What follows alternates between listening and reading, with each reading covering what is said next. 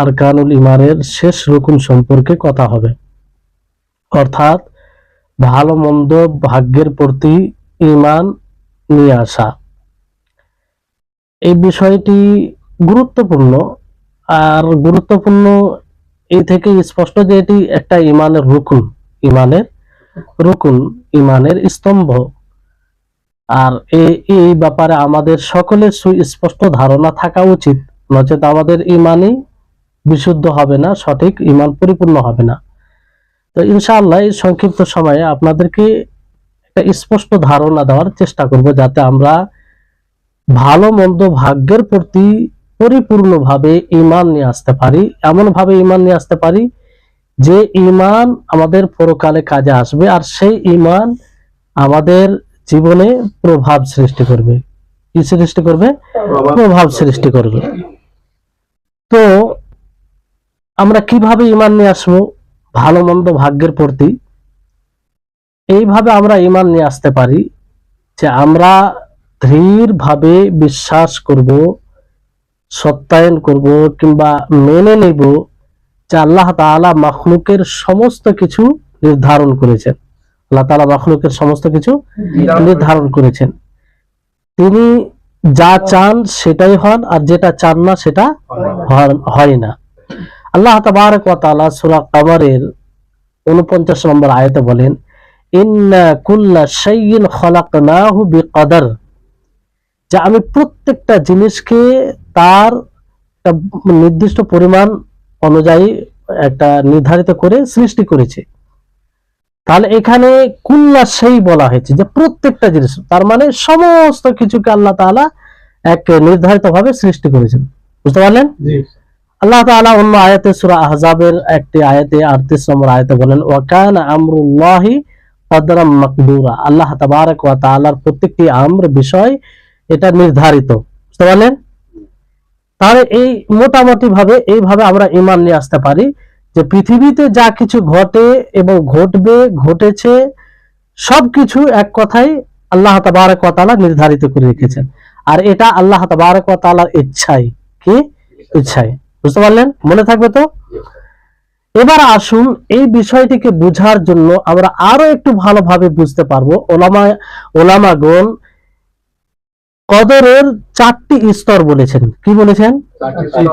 4টি স্তর। ভালো করে মনে রাখবেন, তাহলে অনেক রকম যে অভিযোগ আসে, প্রশ্ন ওঠে, সেই প্রশ্নের উত্তরগুলো এর মধ্যে পাওয়া যাবে। বুঝতে পারলেন? প্রথম স্তর হচ্ছে আমাদেরকে ঈমান আনতে হবে এই কথার উপরে যে আল্লাহ তাবারক ওয়া তাআলা প্রত্যেক জিনিস সম্পর্কে জ্ঞাত। আল্লাহ তাবারক ওয়া তাআলা প্রত্যেক জিনিসকে জানেন। তিনি যা হয়েছে সেটাও জানেন, যেটা হবে সেটাও জানেন, যেটা হয়নি, যদি হয় হলে কেমন হতো সেটাও জানেন। বুঝতে পারলেন? আর তিনার স্থায়ী জ্ঞান দ্বারা জানেন। এমন নয় যে তিনি জানলেন পূর্বে জানতেন না, এরকম বিষয় না। তিনার জ্ঞান স্থায়ী, সবসময় তিনি জ্ঞানী। বুঝতে পারলেন? মানে তিনার নতুন ভাবে কোনো জিনিসের জ্ঞান হয় না। যদি বলি যে নতুন ভাবে কোনো জিনিসের জ্ঞান হলো, তাহলে নাউজুবিল্লাহ এই কথার মধ্যে আসবে যে পূর্বে জ্ঞান আল্লাহ তাআলা ছিল না। এরকম বিষয় নয় আল্লাহর সাথে, বরং আল্লাহ তাবারক ওয়া তাআলার জ্ঞান চিরন্তন জ্ঞান, চিরস্থায়ী জ্ঞান। বুঝতে পারলেন? আল্লাহ তাআলার জাতের সাথে, সত্তার সাথে এটা সম্পৃক্ত। বুঝতে পারলেন? তিনি কখনো কোনো জিনিস ভুলেন না, তিনি কখনো কোনো জিনিস ভুলেন না। তো প্রথম স্তর কি বললাম, যে এইভাবে আমরা বিশ্বাস রাখবো, ঈমান নিয়ে আসবো যে আল্লাহ তাবারক ওয়া তাআলা সমস্ত বিষয়কে জানেন, সব স্তরে জানেন, সব রকম ভাবে জানেন। যেটা হয়েছে সেটাকেও জানেন, যেটা হবে আগামীতে সেটাকেও জানেন, যেটা হয়নি, যদি হতো কেমন করে হতো সেটাও আল্লাহ তাআলা জানেন। বুঝতে পারলেন? তাহলে প্রথম স্তর বুঝতে পারলেন। এবার আসুন দ্বিতীয় স্তর হচ্ছে যে আমরা এই কথার উপরে ঈমান নিয়ে আসব, বিশ্বাস স্থাপন করব যে আল্লাহ তাবারক ওয়া তাআলা, প্রথম পর্যায়ে কি জানলাম যে আল্লাহ তাআলা জানেন, আল্লাহ তাআলা জানেন। দ্বিতীয় স্তর হচ্ছে আল্লাহ তাআলা লৌহে মাহফুজে লিপিবদ্ধ করেছেন। কোথায়? লৌহে মাহফুজে লিপিবদ্ধ করেছেন। কিয়ামত পর্যন্ত যা কিছু ঘটবে সবকিছু আল্লাহ তাআলা কোথায় লিপিবদ্ধ করেছেন? লৌহে মাহফুজে। আল্লাহ তাআলা বলেন এই বিষয়ে যে আলাম তাআলাম আন্নাল্লাহা ইয়ালামু মা ফিস সামাই ওয়াল আরদ ইন্না যালিকা ফি কিতাব ইন্না যালিকা আলাল্লাহি ইয়াসির।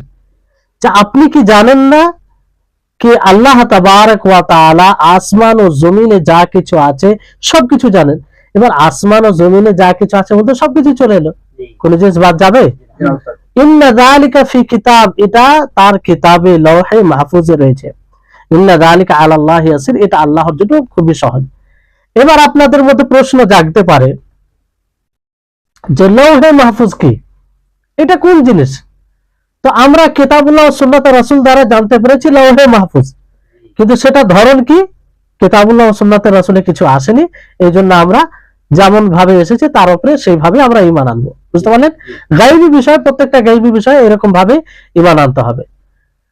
আল্লাহ যেমন আল্লাহ তাবারক ওয়া তাআলা অন্য এক আয়াতে বলেন যে ফিরাউন বলে যে অতীতের যারা লোক ছিল তাদের কি অবস্থা, তো বলা হয় যে ক্বালা ইলমুহা ইনদা রাব্বি, যে তার ইলম, তার জ্ঞান আমার রবের নিকটে ফি কিতাব, কিসে রয়েছে? লৌহে মাহফুজে। কিতাব বলতে লৌহে মাহফুজ।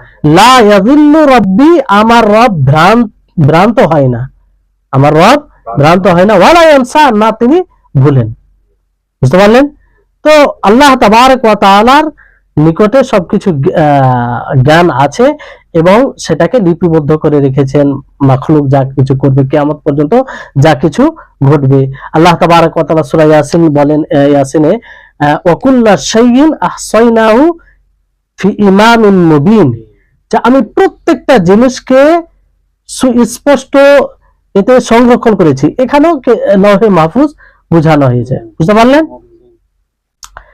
এবার তাহলে দ্বিতীয় স্তর আপনারা বুঝতে পারলেন যে আল্লাহ তাআলা লিপিবদ্ধ করেছেন কিয়ামত পর্যন্ত যা কিছু ঘটবে। আজকে যে আমরা ক্লাসে বসেছি, ক্লাসে শুনছি, কতজন আজকে উপস্থিত হয়েছি, এটাও আল্লাহ তাআলার সেই লৌহে মাহফুজে লিপিবদ্ধ আছে। আমরা লিপিবদ্ধ আছে, এখন আমরা জানতে পারলাম, কিন্তু পূর্বে জানতাম না। বুঝতে পারলেন? এর মধ্যে কয়েক রকমের তাকদীর রয়েছে। তাকদীর যেটাকে নির্ধারণ করা হয়, আমরা যাকে ভাগ্য বলি, কপাল যাকে বলি, বলি কি বলি না, যে তোমার কপালে এটা আছে, কপালে যদি এটা হয় তো কি করা যাবে, বলতে ভাগ্য। তো এক প্রকারের তাকদীর আজালি বলা হয়, মানে স্থায়ী ভাবে সেটা লিখে দেওয়া হয়েছে। আর সেটা কখন লেখা হয়েছে? আসমান ও জমিন সৃষ্টির পূর্বে, 50,000 বছর সৃষ্টির পূর্বে আল্লাহ তাআলা লিখে দিয়েছেন। এটা একটা তাকদীর। বুঝতে পারলেন? আর এই ব্যাপারে আল্লাহ তাআলা কি বলেছেন? কুল লা ইউসিবানা ইল্লা মা কাতাবাল্লাহু লানা, যে হে নবী আপনি বলে দিন যে আমরা কখনোই কোনো বিপদের সম্মুখীন হব না, কিন্তু হ্যাঁ সেই বিষয় যেটা আল্লাহ তাআলা আমাদের জন্য লিপিবদ্ধ করেছেন, মানে লৌহে মাহফুজে যেটা লিখেছেন সেটারই আমরা সম্মুখীন হব। বুঝতে পারলেন? তারপর আরেকটি কিতাবা যেটা লিখেছেন আল্লাহ তাবারক ওয়া তাআলা, সেটা হচ্ছে কিতাবাতুল মিসাক, চুক্তির যেটা কিতাবা হয়েছে। আল্লাহ তাবারক ওয়া তাআলা সমস্ত মানুষের দুনিয়াতে আসার পূর্বে আদম সন্তানের পৃষ্ঠদেশ হতে কি তার বংশধরকে বের করে জিজ্ঞাসা করেছিল, কি করেনি? কি করেছিলেন আল্লাহ তাআলা ওই কথাই বলেন, ওয়াইদ আখাযা রাব্বুকা মিন বানি আদামা মিন যুহুরিহিম যুররিয়াতাহুম ওয়া আশহাদাহুম আলা আনফুসিহিম আলাস্তু বিরাব্বিকুম ক্বালু বালা। জিজ্ঞাসা করেছিল, সাক্ষ্য বানিয়েছিল যে আমি কি তোমাদের রব নই? সকলে কি বলেছিল? যে হ্যাঁ, আপনি আমাদের রব। এটা একটা চুক্তি যে আমরা সকলেই চুক্তিবদ্ধ হয়ে এসেছি যে আল্লাহ তাবারক ওয়া তাআলা প্রকৃত আমাদের রব। বুঝতে পারলেন?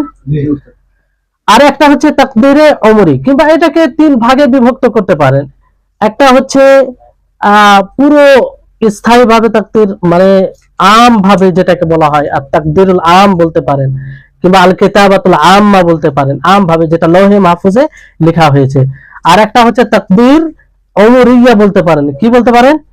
উমরিয়া মানে মানুষের তার আয়ুতে যা কিছু ঘটবে সেটা লেখা হয়। যেমন যখন বাচ্চা পেটে জন্ম নেয়, রূহ ফোকা হয়, তখন লেখা হয় কি হয় না? তার রোজি লেখা হয়, তার মৃত্যু লেখা হয়, সে পাপী হবে না নেককার হবে সেটা লেখা হয়। আর একটা হচ্ছে আল কিতাবাতুল হাউলিয়া, মানে বছরে একবার লেখা হয়। লাইলাতুল কদরে প্রত্যেক গুরুত্বপূর্ণ বিষয়ে আল্লাহ তাআলার সিদ্ধান্ত হয়, সেটা একটা লেখা। আর একটা হচ্ছে প্রতিদিন লেখা হয়, প্রতিদিন লেখা হয়, বুঝতে পারলেন? তো এইভাবে এগুলো রয়েছে। তো যেমন পেটে থাকা অবস্থায় যেগুলো লেখা হয়, রুজি লেখা হয়, তাই না? মৃত্যু কবে হবে, আয়ু কত হবে সেটা লেখা হয়, এবং পাপী হবে না নেককার হবে সেটা লেখা হয়। আর তাহলে বিষয়টি হচ্ছে যে যেটা আম ভাবে লেখা হয় লৌহে মাহফুজে, সেখানে সবকিছু থাকে, সেখানে কি থাকে? সবকিছু থাকে। তারপরে যেটা পর্যায়, তারপরে যেটা লেখা হয়, যেটাকে মানে এইভাবে আমরা বুঝতে পারি যে তাকদীরুল ইয়াউমি, যেটা প্রতিদিন নিয়মিত লেখা হয়, সেটা একটু বিস্তারিত হয় কার তুলনায়? যেটা বছরে লেখা হয়, যেটা বছরের লাইলাতুল কদরে সিদ্ধান্ত হয় তার তুলনায় এটা বিস্তারিত হয়। আর বছরে যেটা লেখা হয় সেটা বিস্তারিত হয় কার তুলনায়?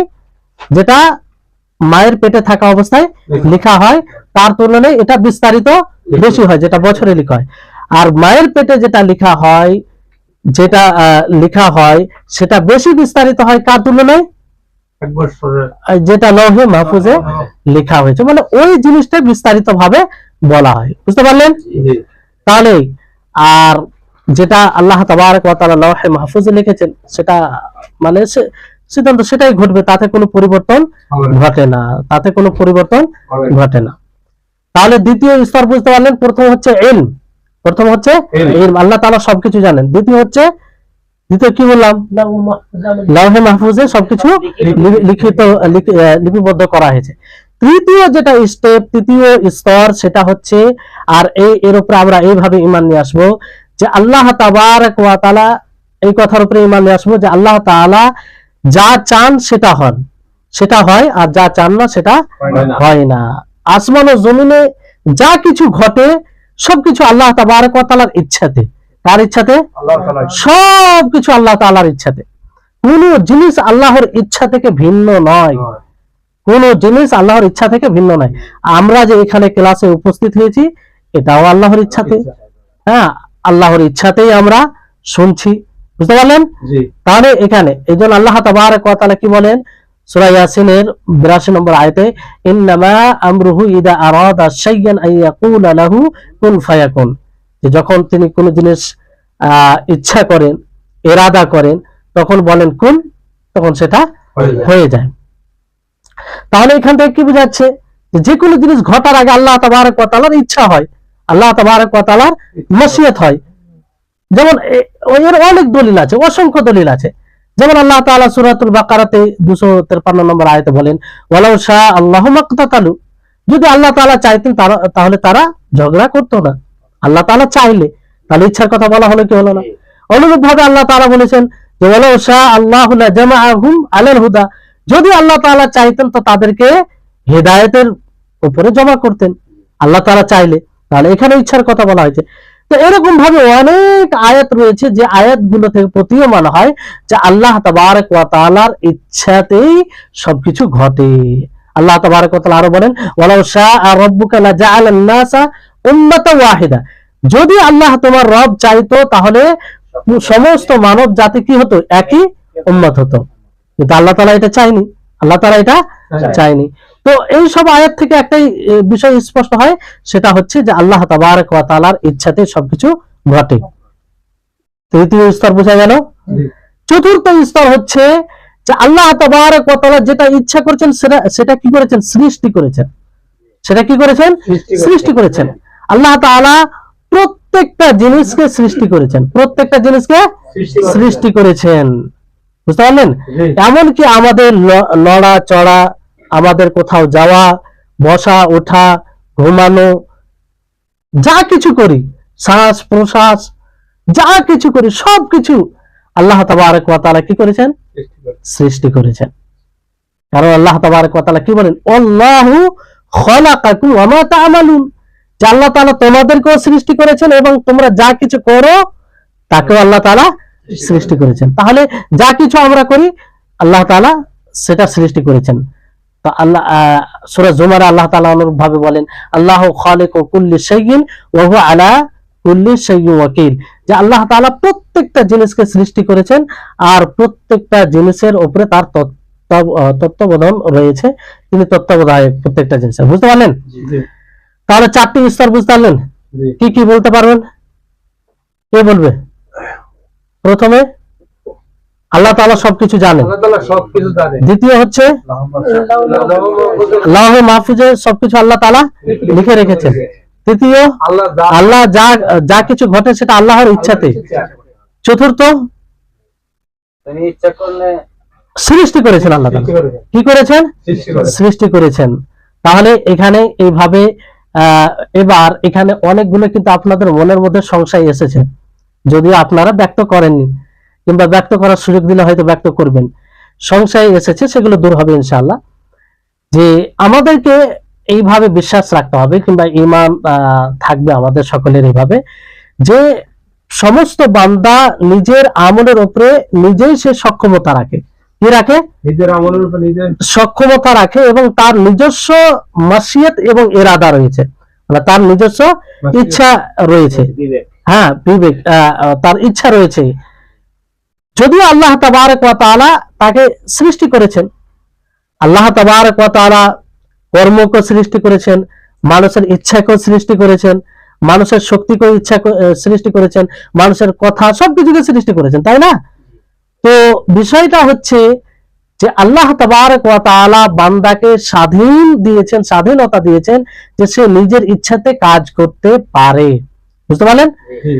আল্লাহ তাবারক ওয়া তাআলার ইচ্ছা আছে, তার মানে এটা নয় যে মানুষ বাধ্য। আল্লাহ তাবারক ওয়া তাআলার ইচ্ছা কখন হয়? আল্লাহ তাবারক ওয়া তাআলার ইরাদা দুই প্রকারের রয়েছে। কয় প্রকারের? ইরাদা দুই প্রকারের।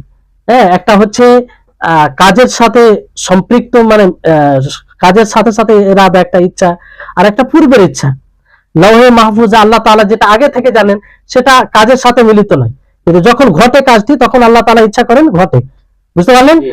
তো বিষয়টি হচ্ছে যে বান্দা যখন কোনো কাজে ধাবিত হয়, কোনো কাজ করার প্রতি আগ্রহী হয়, সেদিকে পুরোপুরি নিজেকে করার চেষ্টা করে, তখন আল্লাহ তাবারক ওয়া তাআলা ইচ্ছা করে আর বান্দার কাজটি ঘটে, বান্দা তখন করে ফেলে। বুঝতে পারলেন? আল্লাহ তাবারক ওয়া তাআলার ইচ্ছা না হলে কেউ করতে পারবে না। আমরা যে সালাত আদায় করি, যাকাত প্রদান করি, বিভিন্ন প্রকারের ইবাদত করি, আল্লাহ তাবারক ওয়া তাআলার ইচ্ছা না থাকলে হবে? হবে না। বুঝতে পারলেন? তো বান্দার নিজস্ব ইচ্ছা আছে, বান্দার নিজস্ব ইচ্ছা আছে। তো যখনই বান্দা কোনো কাজ করে তখন সে নিজের সক্ষমতায় কাজ করে।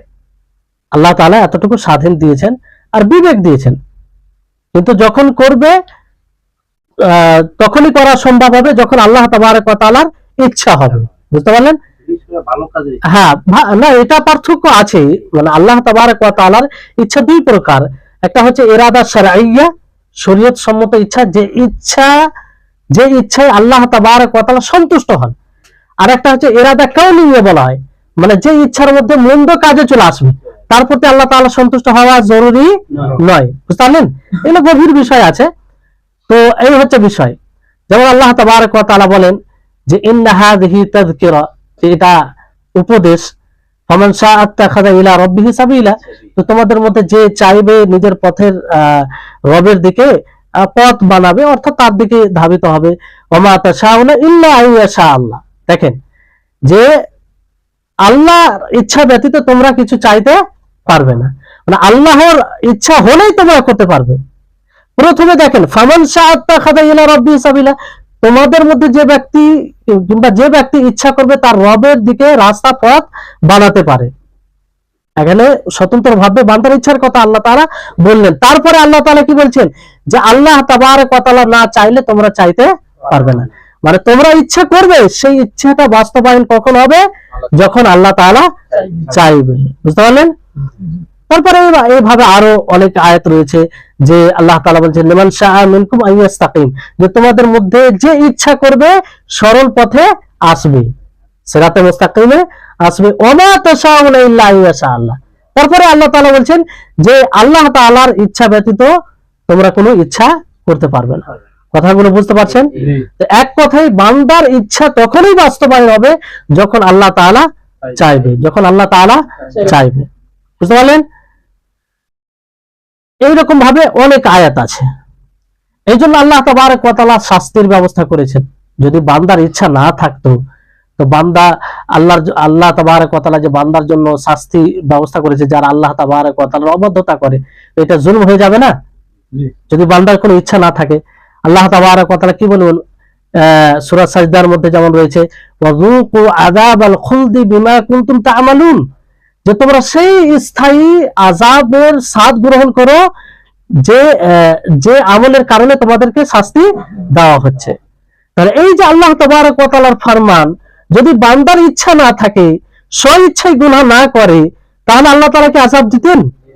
তাহলে এটা জুলম হয়ে যাবে, নাউজুবিল্লাহ। যে জুলম কখন আল্লাহর মধ্যে থাকতে পারে না। বুঝতে পারলেন? তারপর আল্লাহ তাআলা বলেছেন যে অনুপরিমাণ ভালো কাজ করবে সেটা সে দেখবে, যে অনুপরিমাণ মন্দ কাজ করবে সেটাও সে দেখবে।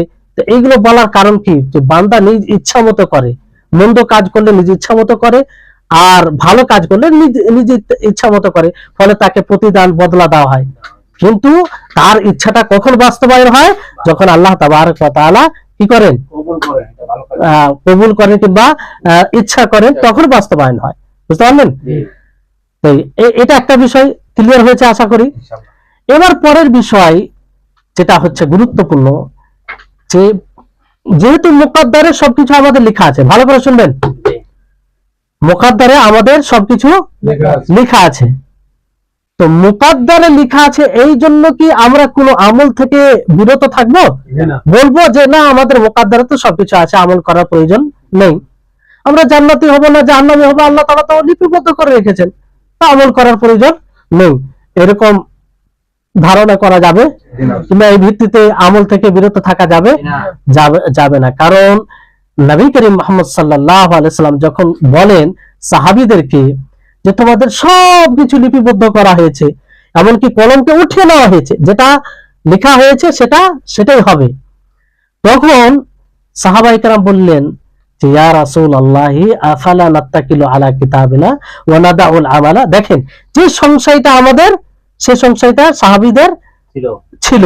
আর এই জন্য প্রশ্ন করলেন যে হে আল্লাহর রাসূল, আল্লাহ রাসূলকে বলা হলো যে আমরা তাহলে কি মুকদ্দার, তাকদীর, ভাগ্যের উপরে ভরসা করে ফেলবো এবং আমলকে ছেড়ে দিব, আমলকে প্রত্যাখ্যান করে দিব? তখন আল্লাহ নবী কি বললেন? লা, না, তোমরা ভরসা করবে না, আমলকে ছাড়বে না, আমালু, তোমরা আমল করো, ফাকুল্লুন মুয়াসসারুন। অন্য হাদিসে বলা হয়েছে যে তুমি যে তোমার এতে যেটা আছে সেটা তোমার জন্য সহজ হয়ে যাবে। আমাদের আগামীতে কি আছে আমরা তো জানি না, তা আমাদেরকে আল্লাহ তাআলা বিবেক দিয়েছে কি দেয়নি? আল্লাহ তাআলা শরীয়ত দিয়েছে কি দেয়নি? তো সেই শরীয়ত অনুযায়ী এবং বিবেক অনুযায়ী কাজ করতে হবে। কিন্তু আমরা তো আগামীতে কি করব, কি জান্নাতি হব না জাহান্নামী হব জানি না, তো কিসের আমরা ভিত্তিতে আমরা আমলকে ছাড়বো? এটা যখন কোনো জিনিস ঘটে যাবে তার ক্ষেত্রে আমরা বলতে পারি যে এটা আমার মুকদ্দারে ছিল। বুঝতে পারলেন? যেমন আমি এতদিন সালাত আদায় করলাম, তো এই ক্ষেত্রে আমি বলবো যে আমার সালাত পড়াটা এটা আল্লাহ আমার মুকদ্দারে রেখেছিল, যেটা পড়ে নিয়েছি। কিন্তু আগামীতে এরকম যদি বলি যে আগামীতে তো আল্লাহ তাআলা লিখে রেখেছে যে আমি সালাত পড়বো না, এই জন্য সালাত চলবে, আগামীর ব্যাপারে তো আমি জানি না। বুঝলেন? এই জন্য পড়তে, এই জন্য এখানে কিছু আয়াত আছে যেখান থেকে স্পষ্ট হয়, আল্লাহ তাবারক ওয়া তাআলা বলেন যে ফাআম্মা মান আতা ওয়াত্তাকা।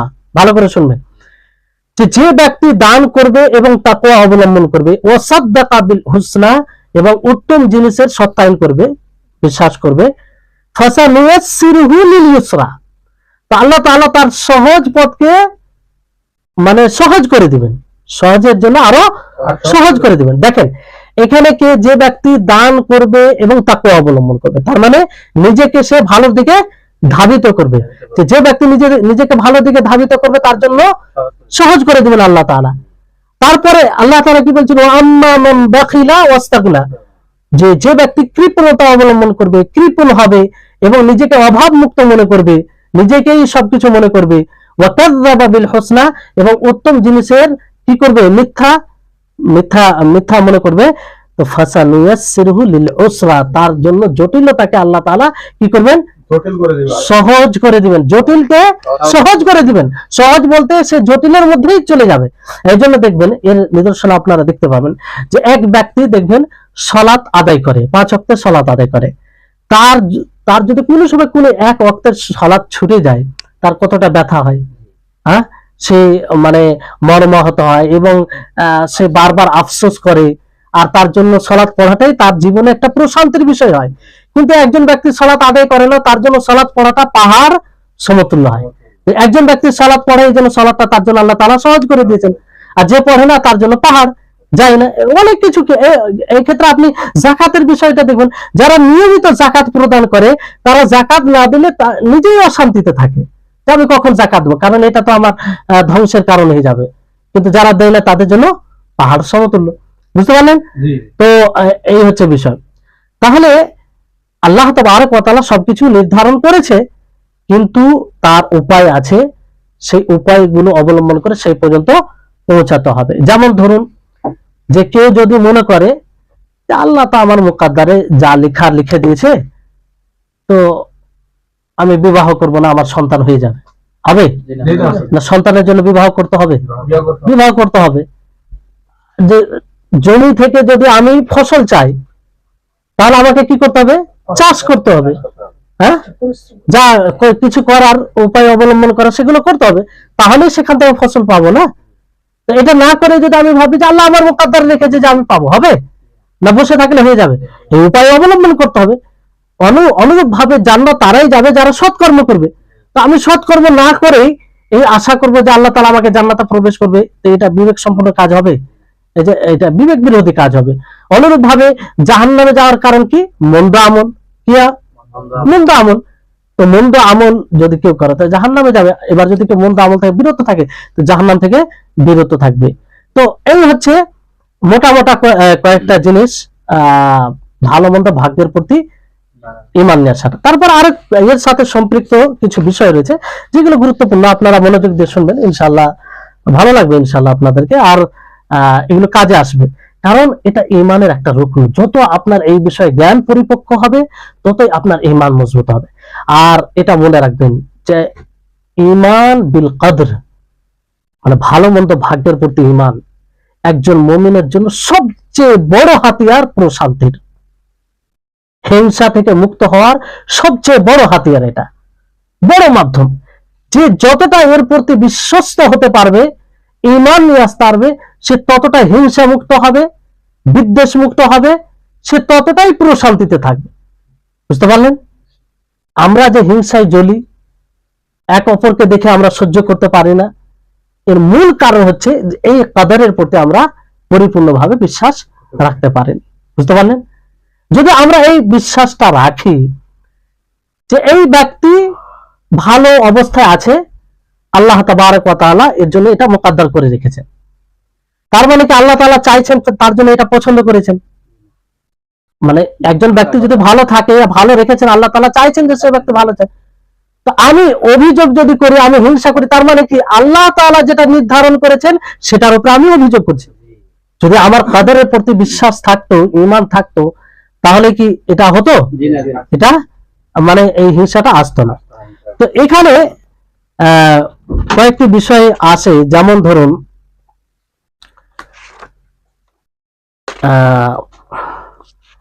যে আল্লাহ, আমরা প্রথমে যে বিষয়টি জেনেছিলাম যে আল্লাহ তাআলা সমস্ত কিছু জানেন, তাই না? সমস্ত কিছু জানে, এটা প্রথম স্তর, প্রথম বিষয় যার উপরে ঈমান আমাদেরকে আনতে হবে। তো এখানে একটি বিষয় আছে যে অনেক জায়গায় আল্লাহ তাবারক ওয়া তাআলা বলেন, যেমন কোন জায়গায় বলেন ওয়ালা নাবলুআন্নাকুম হাত্তা না'লামাল মুজাহিদিনা মিনকুম ওয়াস-সাবিরিনা ওয়া নাবলুয়া আখবারাকুম, যে আমি তোমাদেরকে পরীক্ষা করছি যাতে আমি জানতে পারি যে তোমাদের মধ্যে সংগ্রামীকে, ধৈর্যশীলকে। তো এখানে আল্লাহ তাবারক ওয়া তাআলা বলছে যে আমি যাতে জানতে পারি। তার মানে কি আল্লাহ তাআলা পূর্বে জানতেন না?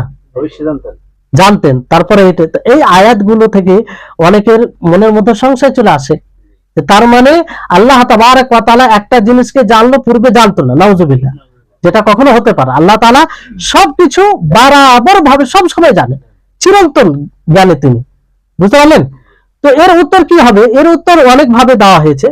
যে একটা হচ্ছে যে আল্লাহ তাবারক ওয়া তাআলা দুটি, যেমন এরাদা একদিক দিয়ে বললাম, যে একটা ইচ্ছা হচ্ছে আপনার আগেই যেটা ইচ্ছা করলেন আল্লাহ তাবারক ওয়া তাআলা, বুঝতে পারলেন? আর একটা ইচ্ছা যখন কাজ ঘটে তখন ইচ্ছা করেন। তো বান্দা যে আগামীতে করবে, কিংবা আল্লাহ তাআলা যে বলছে যে আমি যাতে জানতে পারি তোমাদের মধ্যে মুজাহিদকে, ধৈর্যশীলকে, তো যখন কেউ মুজাহিদের পরিচয় দিবে তখন তার সাথে আল্লাহ তাআলার ইচ্ছা ঘটে, তখন এটা হয়, বুঝতে পারলেন? এটা। আর দ্বিতীয় কথা হচ্ছে যে আল্লাহ তাআলা এই কথা এই জন্য বলেন যে বান্দা যখন নিজেকে সংগ্রামী করে সাব্যস্ত করবে তখন সে সওয়াবের উপযুক্ত হবে। কিসের উপযুক্ত হবে? সওয়াবের, প্রতিদানের উপযুক্ত হবে, এই হিসাবে আল্লাহ তাআলা বলেছেন। আর আল্লাহ তাআলা জ্ঞানী, সবসময় জানে যে একজন বান্দা কিরকম হবে, মুজাহিদ হবে না ধৈর্যশীল হবে, সবসময় জানে আল্লাহ তাআলা, বুঝতে পারলেন? তারপরে এখানে যেহেতু আপনাদেরকে তাকদীরের বিষয়ে একটি বিষয় বলা হয়েছে যে আল্লাহ তাআলা লিপিবদ্ধ করেন কোথায়? লাউহে মাহফুজে। তারপর আরেকটা কিতাবা হয়, লেখা হয় যখন মায়ের পেটে 4 মাস হয় আর রূহ ফোঁকা হয় তখন একটা লেখা হয়। তারপরে বছরে একবার লেখা হয় লাইলাতুল কদরে, বুঝতে পারলেন? তারপরে প্রতিদিন লেখা হয়। তো বিষয়টি হচ্ছে যে, আর বলা হলো আপনাদেরকে যে এটা পরিবর্তন ঘটে না, এটা পরিবর্তন ঘটে না। তো দোয়ার ব্যাপারে বলা হয়েছে যে কোন জিনিস পরিবর্তন করতে পারে না তকদিরকে, কিন্তু দোয়া পরিবর্তন করে। তাহলে সংঘর্ষ হয়ে যাচ্ছে না? তো এর উত্তর হচ্ছে ওলামাগণ এইভাবে উত্তর দিয়েছেন যে যেটা লৌহে মাহফুজে লেখা হয়েছে সেটাতে কোনো রকম পরিবর্তন ঘটে না, কিন্তু পরবর্তী সময় যেটা ফারিস্তা, যেগুলো বিষয় ফারিস্তাকে দেওয়া হয়েছে তাতে পরিবর্তন ঘটে, তাতে পরিবর্তনের সুযোগ থাকে। তাহলে এইভাবে কোনো আর অভিযোগ থাকছে না, বুঝতে পারলেন? তারপরে মশিয়তের ব্যাপারে হলো যে আল্লাহ তাআলা প্রত্যেক কাজের পিছনে আল্লাহ তাআলার মশিয়ত থাকে, ইচ্ছা থাকে। তো এখান থেকে একটা সংশয় চলে আসে, তার মানে প্রত্যেক বান্দা যে গুনাহগুলো করে সে গুনার উপরে সে মজবুর, বাধ্য। এটা সংশয় আছে কি না যে আল্লাহ তাবারক ওয়া তাআলার ইচ্ছা আছে তার মানে বান্দা করতে বাধ্য? তো বাধ্য নয়, এটা কয়েক দিক থেকে। যেমন ধরুন আপনাকে যদি বলি আজকে যে ক্লাসে উপস্থিত হয়েছেন আপনারা, কেউ কি বাধ্য করেছেন? কেউ কি করেছে? এখানে আল্লাহ তাআলার ইচ্ছা আছে কি নেই? আল্লাহ তাআলার ইচ্ছা আছে কি নেই? আপনি চেষ্টা করেছেন, ধাবিত হয়েছেন, আল্লাহ তাআলার ইচ্ছা, আল্লাহ তাআলা ইচ্ছা করেছেন, সেটা আপনি করে ফেলেছেন, বুঝতে পারলেন?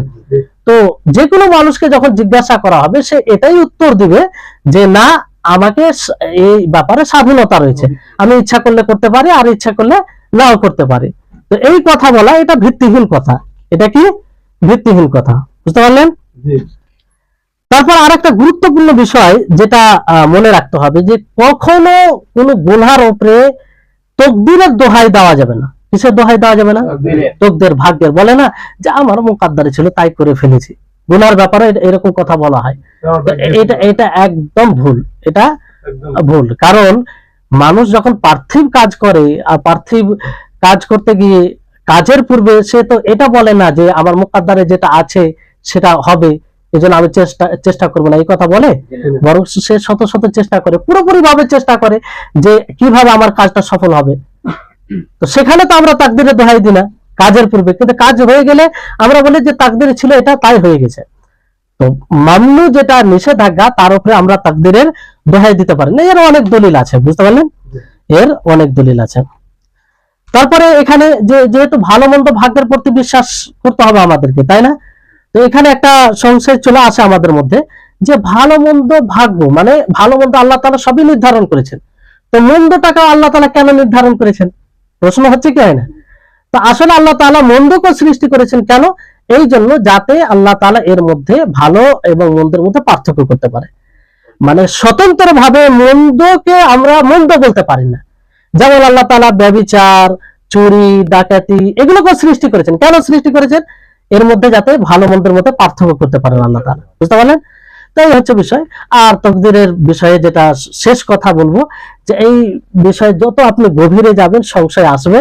এই জন্য মূল কথা মনে রাখবেন যে খুব যদি একটা প্রশ্ন দেয় আপনার সংশয় জায়গায়, তাহলে এক কথাই বলবেন যে তাকদীর আল্লাহ তাআলা যা নির্ধারণ করেছে তার উপরে আমি ঈমান আনছি। সাহাবায়ে কেরাম তাই করতেন।